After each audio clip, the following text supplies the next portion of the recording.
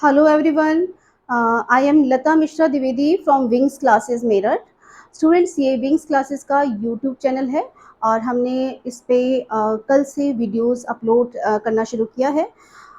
कल मैंने बताया था कि wings classes is a reputed institute for all the teaching exams, और हमने जो सीरीज़ शुरू की है फ़िलहाल अपने इस यूट्यूब चैनल पर, वो सीटेट स्पेशल है।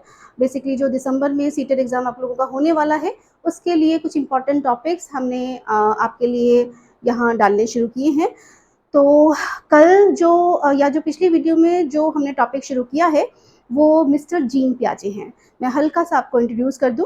स्टूडेंट्स, आपके जो सीटेट एग्जाम है उसमें 3 साइकोलॉजिस्ट जो बहुत इंपॉर्टेंट है, 3 साइकोलॉजिस्ट बेसिकली आपके सिलेबस का हिस्सा है।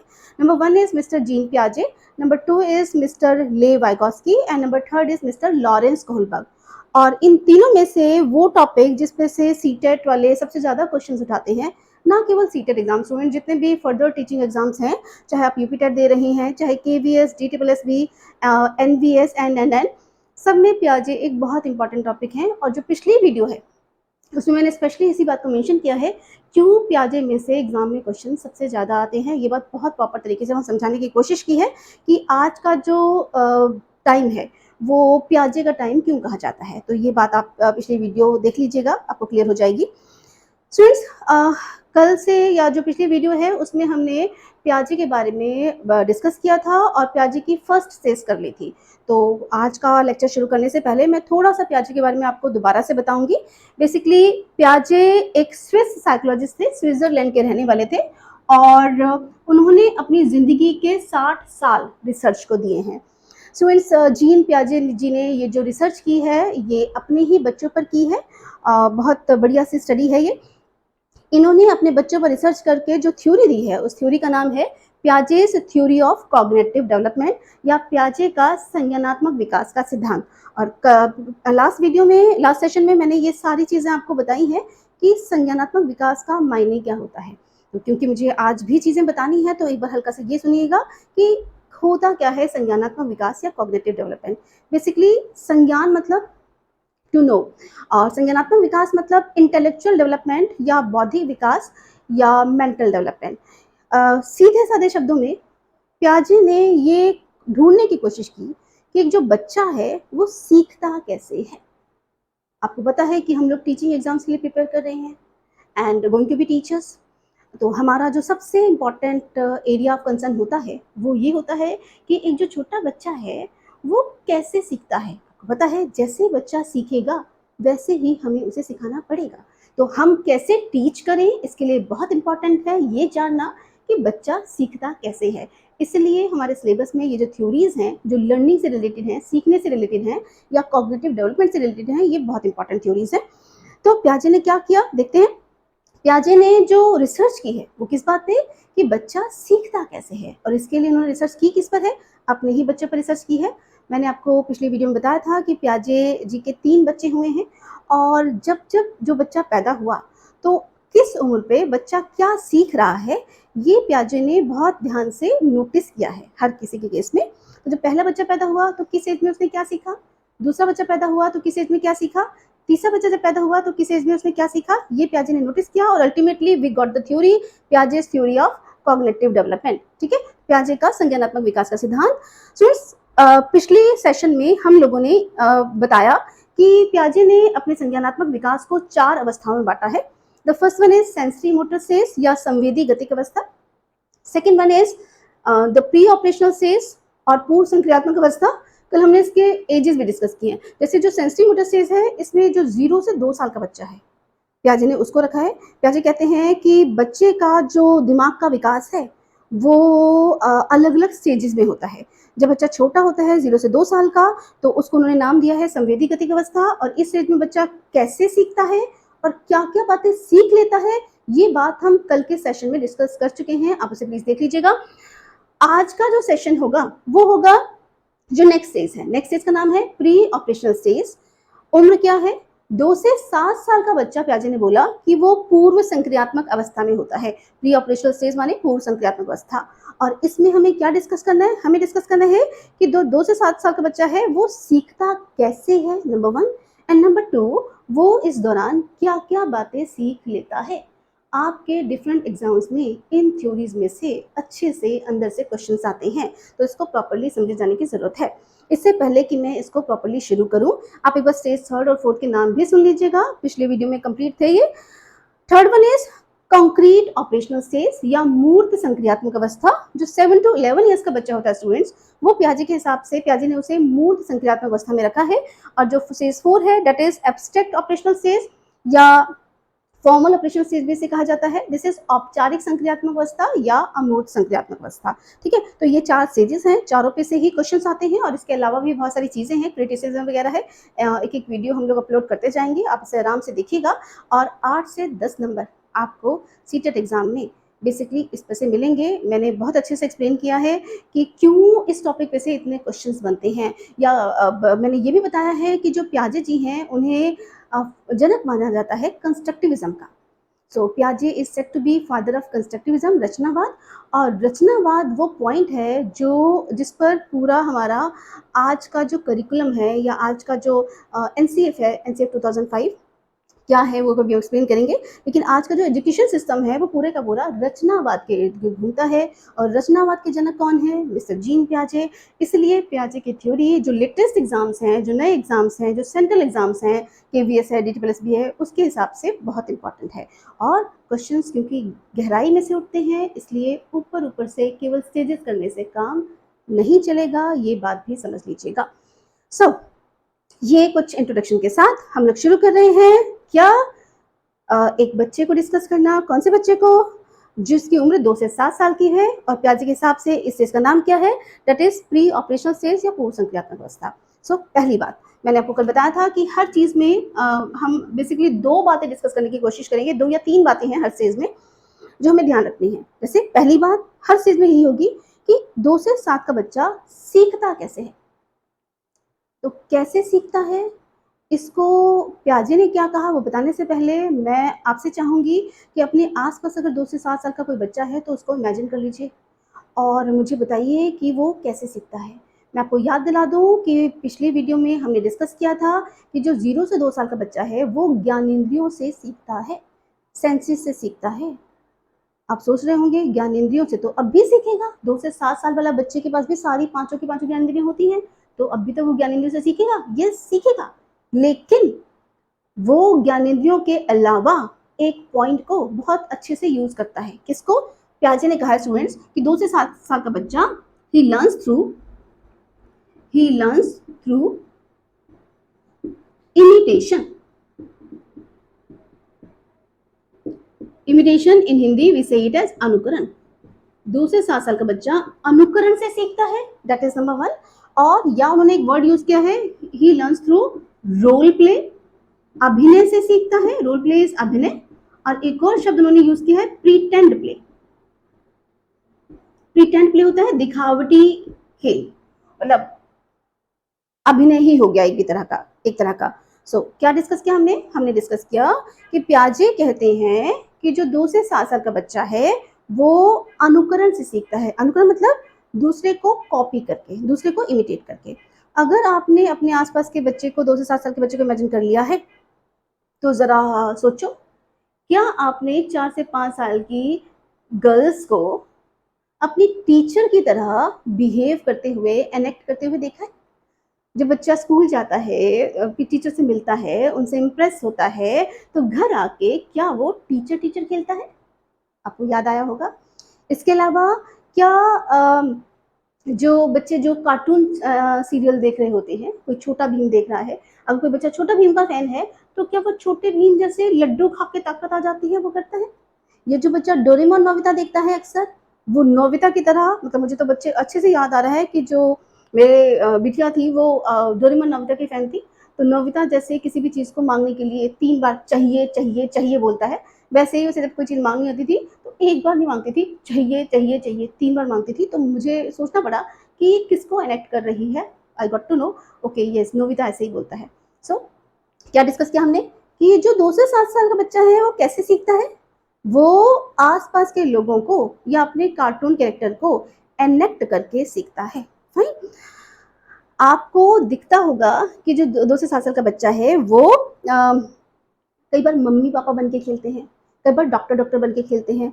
और जो लड़के होते हैं, अगर आपको याद आ रहा है, लड़के होते हैं तो वो एक दुपट्टा सा घर में कोई हो तो वो कहते हैं मुझे ये दुपट्टा बांध दो, और दुपट्टा बांध के वो ऐसे दौड़ने की कोशिश करते हैं या बेड से कूदने की कोशिश करते हैं।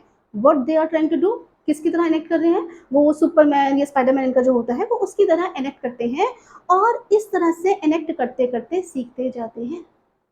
लड़कियों का माँ की लिपस्टिक ड्रेसिंग टेबल के आगे खड़े होकर माँ जैसे मेकअप करना, या डॉल हाउस से खेलना, डॉल हाउस से या किचन सेट से खेलना, या बॉयज़ का पापा की तरह इनेक्ट करने की कोशिश करना, ये सब 2 से 7 साल वाले बच्चों को सीखने में मदद करते हैं, ऐसा पियाजे ने कहा था। और आपको ये बिल्कुल सही लग रहा होगा कि यस, हमारे बच्चे भी 2 से 7 साल में जो सीखते हैं, जो उनके दिमाग में चीज़ें जाती हैं, वो दूसरों को देखकर उनको इमिटेट करके वो सीख रहे होते हैं। आई बिलीव ये पॉइंट स्टूडेंट्स आपको क्लियर हो गया होगा।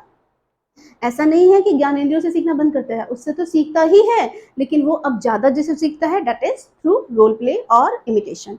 सो this was the first point जो इंपॉर्टेंट है। सीधा क्वेश्चन आ जाता है इसमें से कि बच्चा 2 से 7 साल का कैसे सीखता है, आंसर इज अनुकरण।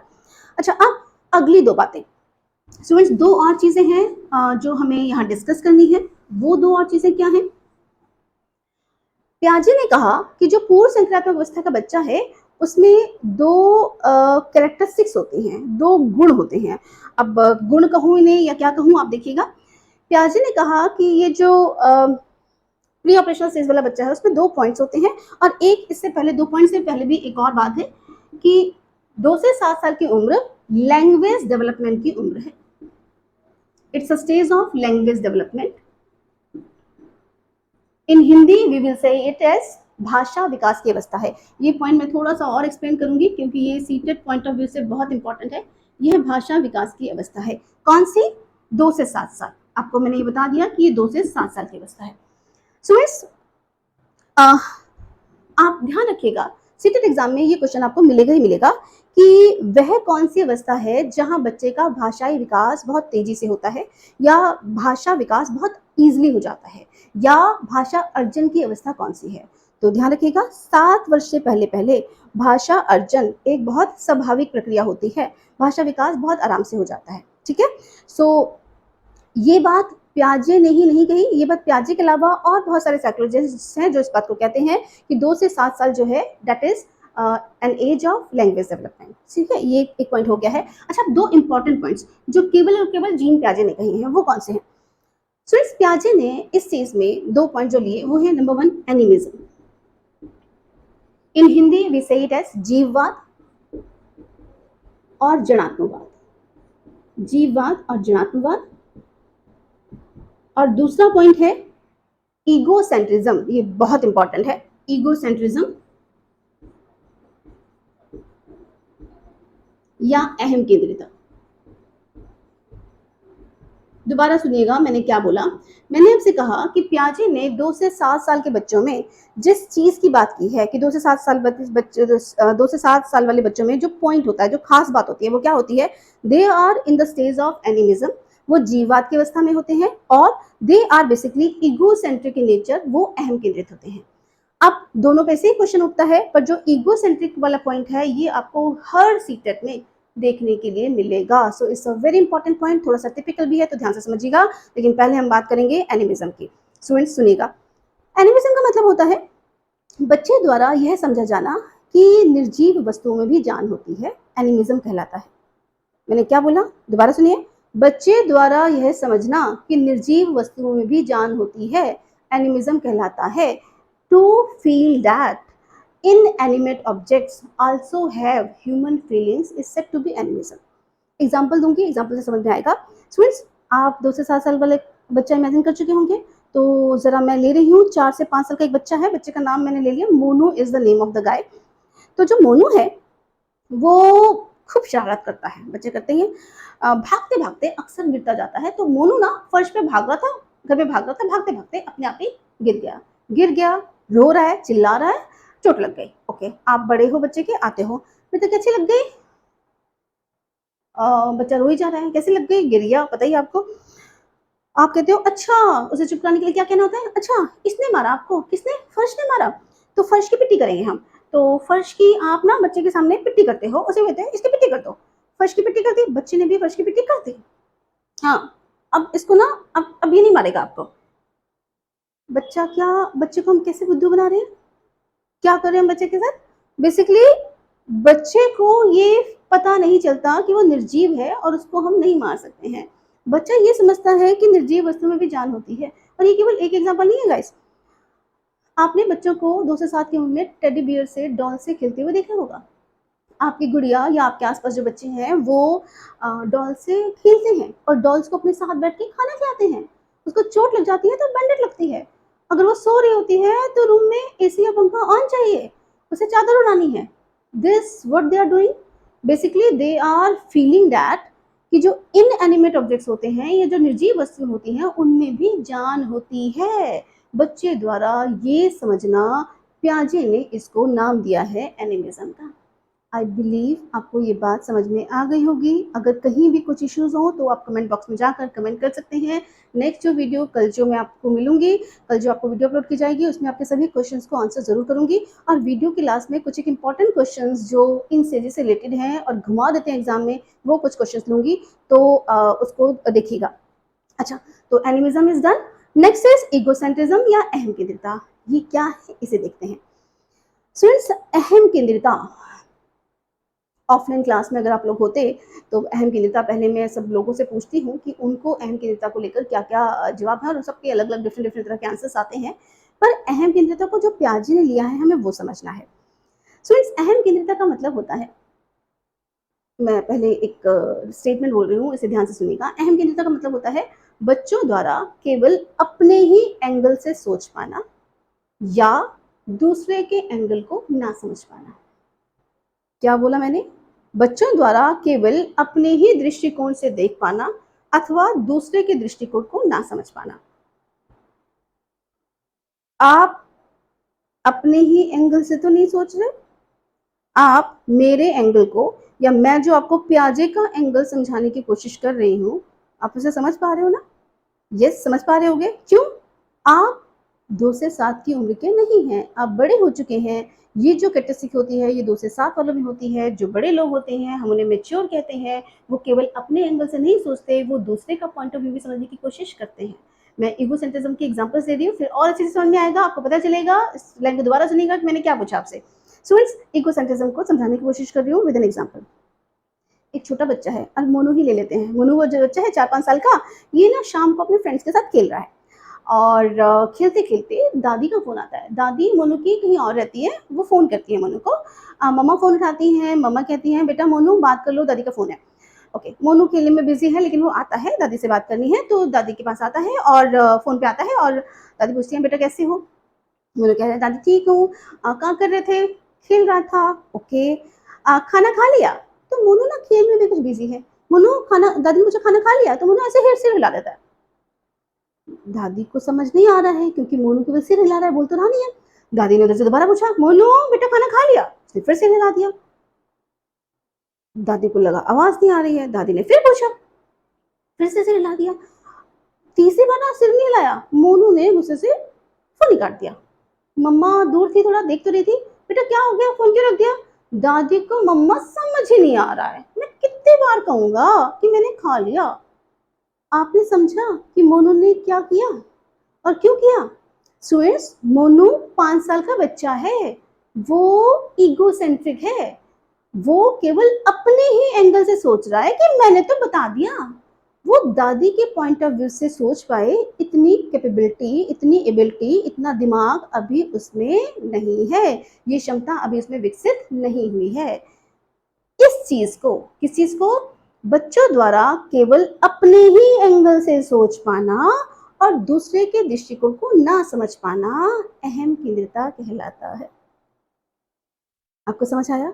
अगर आप बच्चों के आसपास साथ में रहते हो या आपको वो चीज़ें बच्चों की देखते हो तो आप बहुत बार नोटिस करोगे कि बच्चे इगोसेंट्रिक होते हैं। मुझे तो अपना समय जब याद आता है कि कोई गेस्ट आने वाले हैं, मैंने सारा घर वर सब मैनेज कर दिया है और बच्चे छोटे हैं, अब कह रही हूँ बेटा आप कुछ खिलाना मत, ये नहीं करना वो नहीं करना, है ना, ये होगा वो होगा। मैं अगर इस 10 बातें बोल रही हूँ तो 5 साल की अगर बच्ची है तो वो कहेगी उससे नहीं समझ आ रहा मैं क्या कहना चाह रही हूँ। शी विल जस्ट से आप बताओ कि मैं क्या करूं। मतलब आप मेरे एंगल को वो समझ पाए इतनी बड़ी अभी नहीं है, उसे केवल ये बता दो कि उसको करना क्या है। तो आप चाहे उसे ये बताओ बेटा थोड़ी देर के लिए बस टीवी देख ले और कुछ फैलाना बनाना मत, तो वो उसे समझ में बस उससे उतना समझ में आएगा। वो आपके पॉइंट ऑफ व्यू को अपने आपके एंगल से नहीं सोच सकती। हाँ, जो बड़ा बच्चा है वो समझ जाएगा।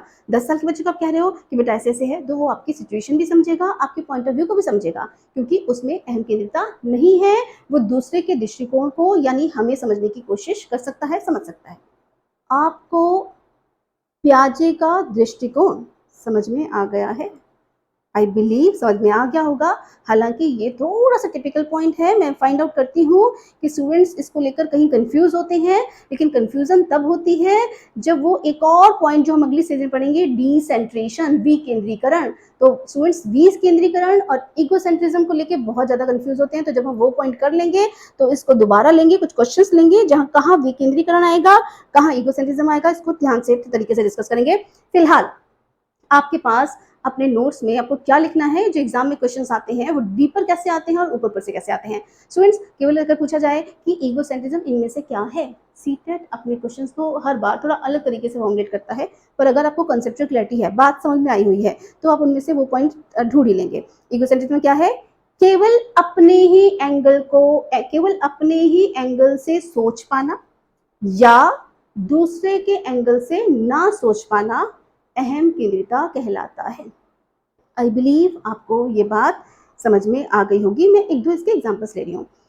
स्टूडेंट्स, एक क्वेश्चन आया हुआ है कभी, सीटेट में नहीं है, वो डीटीबीएस या केवीएस के किसी एग्जाम का क्वेश्चन है कि बच्चे द्वारा यह फील करना, यह अनुभव करना कि अगर मुझे इंसेक्ट्स पसंद हैं तो मम्मा को भी इंसेक्ट्स, मतलब मुझे बटरफ्लाई, बच्चे द्वारा ये फील करना कि मुझे बटरफ्लाई को पकड़ना पसंद है तो मम्मा को भी वो करना पसंद होगा।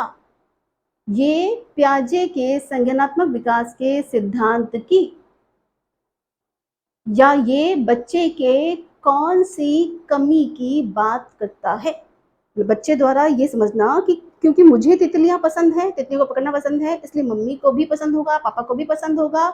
ये प्याजे के संज्ञानात्मक विकास के हिसाब से बच्चों की किस कमी को इंगित करता है, ये बच्चे के किस पॉइंट को बताता है?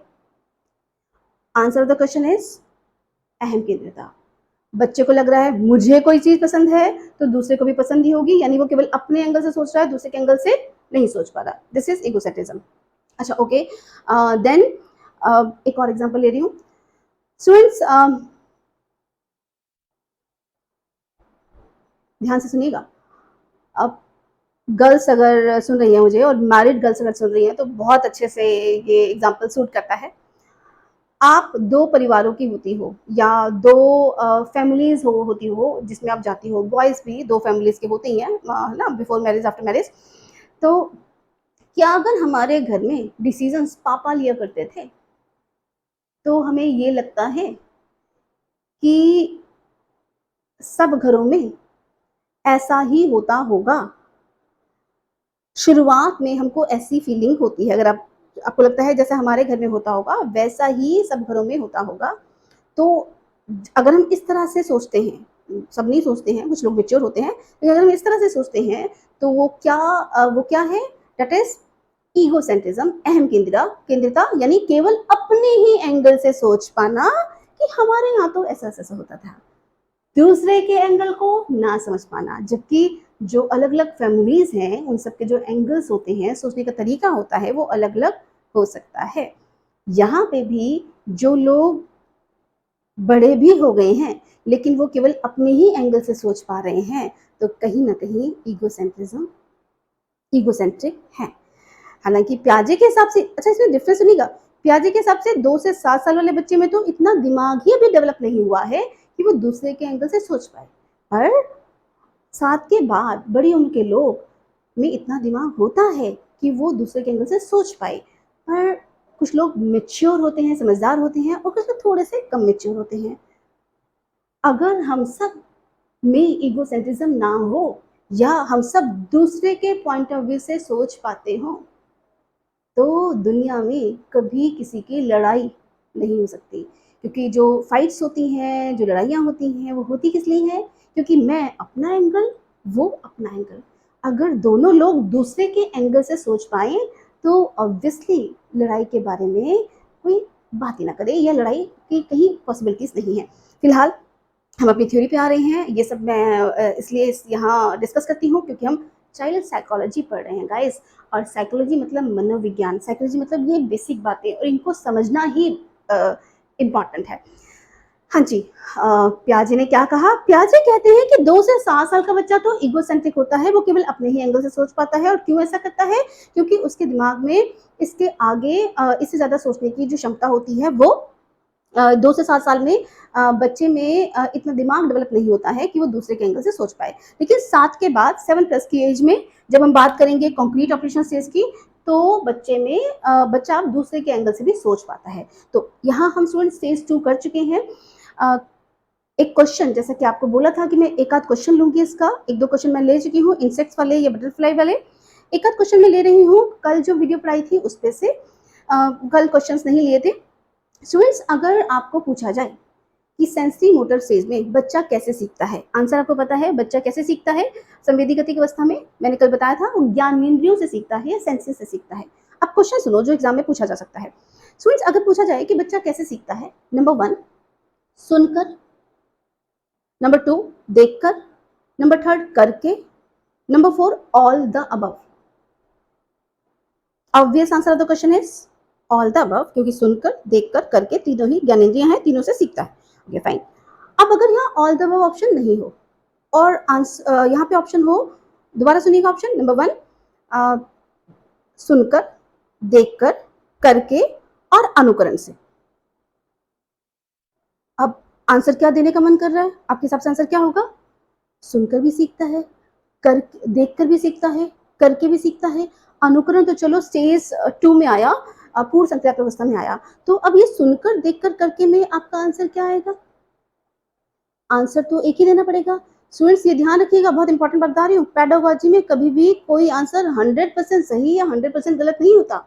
हमेशा ऑप्शंस के हिसाब से आंसर्स ज़्यादा सही और ज़्यादा गलत होते हैं।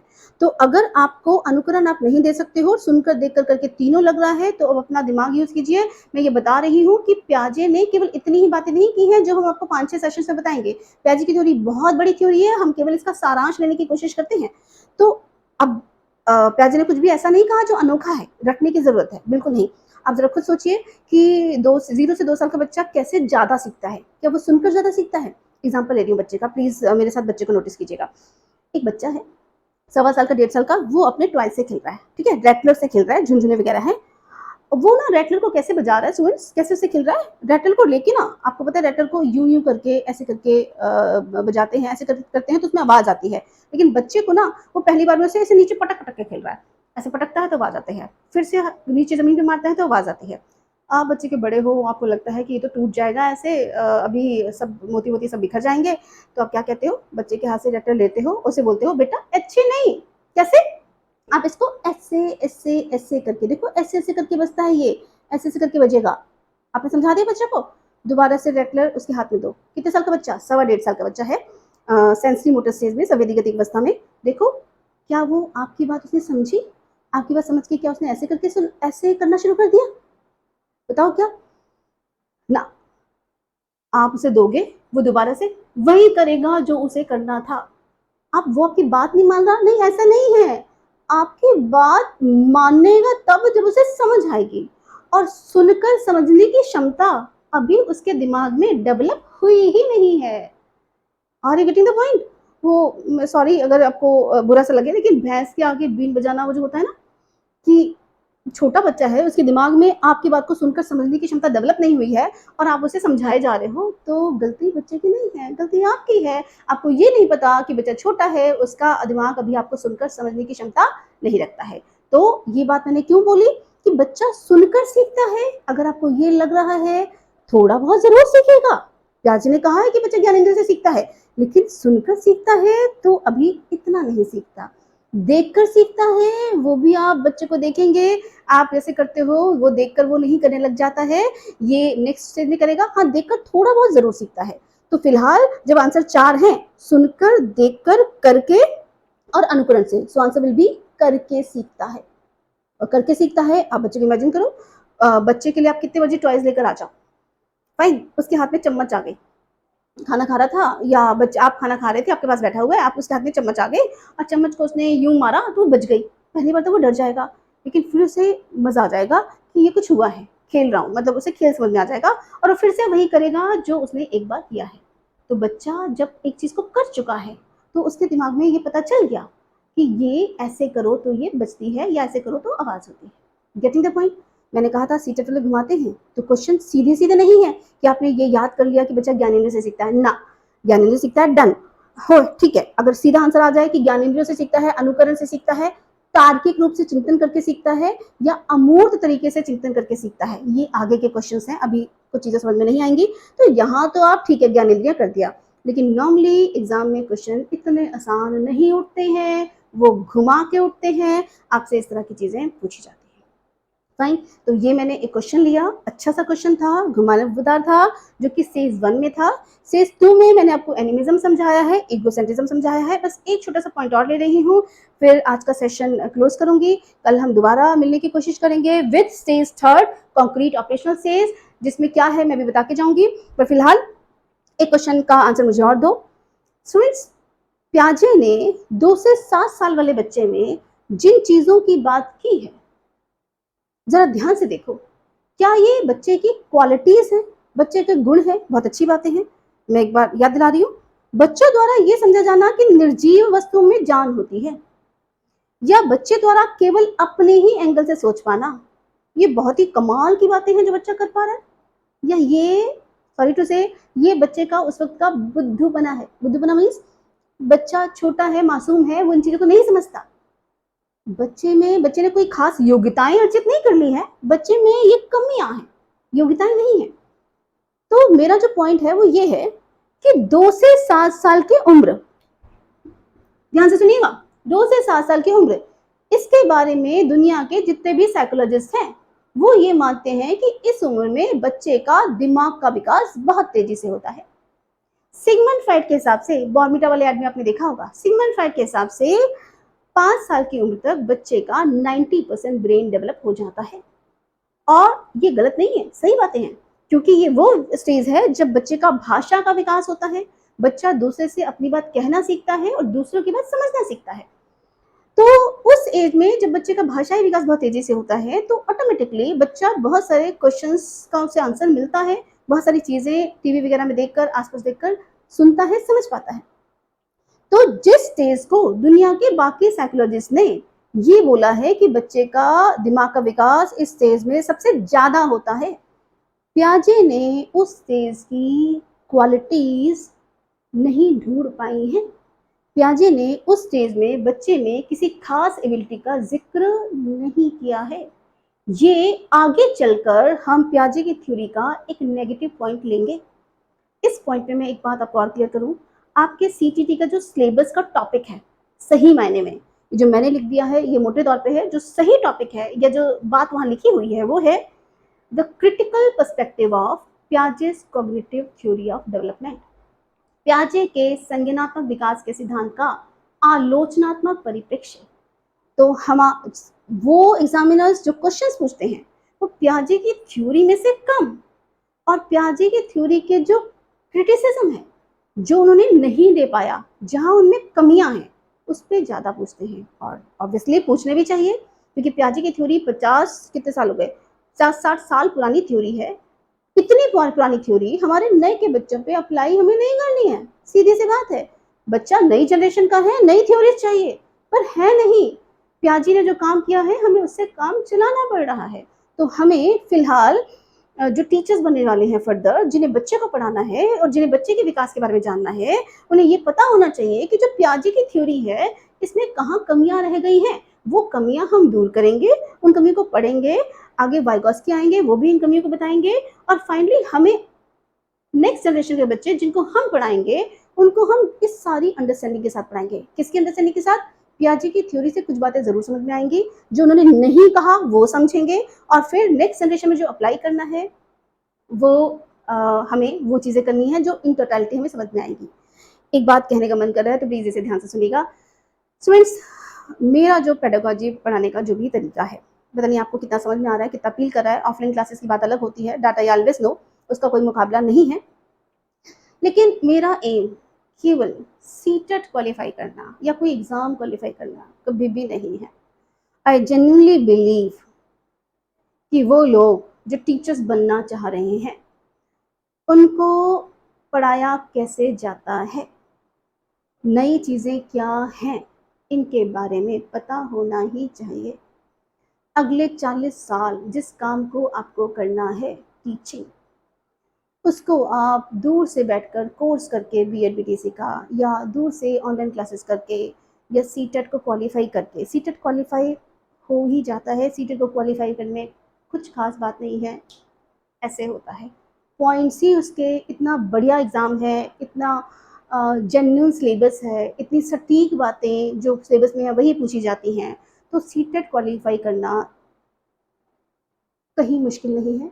जो मुश्किल है वो ये कि जो आपका सिलेबस है सीटेट का, वो एक बढ़िया सिलेबस है। वो इसलिए आपके एग्ज़ाम में है कि बीइंग टीचर्स आपको वो समझ में आना चाहिए। वो सब बातें अगर आपने नहीं समझी हैं, तो आप बच्चों के साथ जाके कुछ गड़बड़ करेंगे, गलत करेंगे। अपने हिसाब से आप बहुत अच्छा करेंगे, पर जब पता ही नहीं है चीज़ें तो फिर वो करेंगे कैसे? सो मेरा मकसद हमेशा ये है कि सीटेट क्वालिफाई भी तब हो जब आप में वो सारी चीज़ें समझ चुके हो जो एक टीचर बनने के लिए ज़रूरी होती हैं। सो जो एक्सप्लेनेशन है वो लॉन्ग जाती है, जो चीज़ें हैं वो डीपर जाती हैं, सो डैट आप इनसे केवल सीटेट क्वालिफाई ना करें।